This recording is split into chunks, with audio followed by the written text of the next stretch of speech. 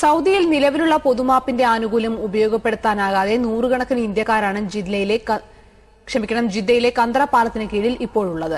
ഉന്നതതലത്തിലുള്ള ശക്തമായ സമ്മർദ്ദമുണ്ടെങ്കിൽ മാത്രമേ ഖുറൂബ് എന്ന നിയമക്കുരുക്കിൽപ്പെട്ട ഇവർക്ക് സ്വദേശത്തേക്ക് മടങ്ങാനാവൂ. സൗദിയിലുള്ള സ്പോൺസർമാർ ഖുറൂബാക്കിയ ഇന്ത്യൻ തൊഴിലാളികളാണ് ഇവരെല്ലാം. അതായത് തങ്ങളിൽ നിന്ന് ഒളിച്ചോടിപ്പോയ ജോലിക്കാരാണ് ഇവരെന്ന് തൊഴിലുടമകൾ പാസ്പോർട്ട് ഓഫീസിൽ പരാതി നൽകിയിരിക്കുകയാണ്. ആന്ധ്രാപ്രദേശ്, UP, തമിഴ്നാട്, കർണാടക, കേരളം, രാജസ്ഥാൻ തുടങ്ങിയ സംസ്ഥാനങ്ങളിൽ നിന്നുള്ള നൂറുകണക്കിന് പേരാണ് ഖുറൂബിൽ കുടുങ്ങി പാസ്പോർട്ടും ഇഖാമയും ഇല്ലാതെ ഇപ്പോൾ ജിദ്ദയിലെ കന്തറ പാലത്തിനു താഴെ കഴിയുന്നത്.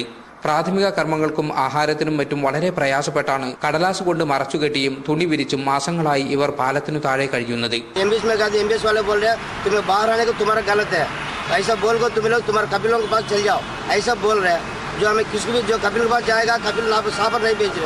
जवदत में कहते जवदत वाले नहीं पकड़ रहे, जो पुलिस स्टेशन में कहते पुलिस स्टेशन वाले पुलिस वाले नहीं पकड़ रहे. हमें अभी किधर जाएगा? ഇവിടെ ഇന്ത്യൻ ആൾക്കാർ മലയാളികൾ എല്ലാവരും ചേർന്ന് പിടിച്ച് അടിയും കൊടുത്ത് കാശൊക്കെ വാങ്ങിച്ചു പറിച്ചുകൊണ്ട് പോകണം. ഇത് എംബസി ആയിട്ട് ഒരു നടപടികളില്ല. എംബസി നമ്മളെ എങ്ങനെയെങ്കിലും പെട്ടെന്ന് നാട്ടിൽ എത്തിക്കണം. സ്പോൺസർമാരുമായി ബന്ധപ്പെടാൻ സാധിക്കാത്തതിനാലും ചില സ്പോൺസർമാർ നിസ്സഹകരിക്കുന്നതും മൂലം നിലവിലുള്ള നിയമപ്രകാരം മറ്റു അനധികൃത താമസക്കാരെ പോലെ ഇവരെ സ്വദേശത്തേക്ക് കയറ്റിവിടാൻ സാധിക്കില്ല. സൗദിയിൽ ഇപ്പോൾ നിലവിലുള്ള പൊതുമാപ്പിന്റെ ആനുകൂല്യവും ഇവർക്ക് ലഭിക്കില്ല. പ്രവാസികാര്യമന്ത്രി വയലാർ രവിയുടെ നിർദ്ദേശപ്രകാരം കഴിഞ്ഞ ദിവസം ഇന്ത്യൻ കോൺസുലേറ്റിലെ ഉദ്യോഗസ്ഥർ സ്ഥലത്തു സന്ദർശനം നടത്തിയിരുന്നു. പാലത്തിനു താഴെ കഴിയുന്നവരെ കുറിച്ച് സർവേ നടത്താനും സ്ത്രീകൾക്ക് കോൺസുലേറ്റിന്റെ ചെലവിൽ അഭയം നൽകാനും കോൺസുൽ ജനറൽ നിർദ്ദേശിച്ചിട്ടുണ്ട്. മറ്റു രാജ്യങ്ങളിലൊന്നും വിദേശ തൊഴിലാളികൾ നേരിടാത്ത ഒരു പ്രശ്നമാണ് സൗദിയിൽ ഖുറൂബി എന്നറിയപ്പെടുന്ന ഈ പ്രശ്നം.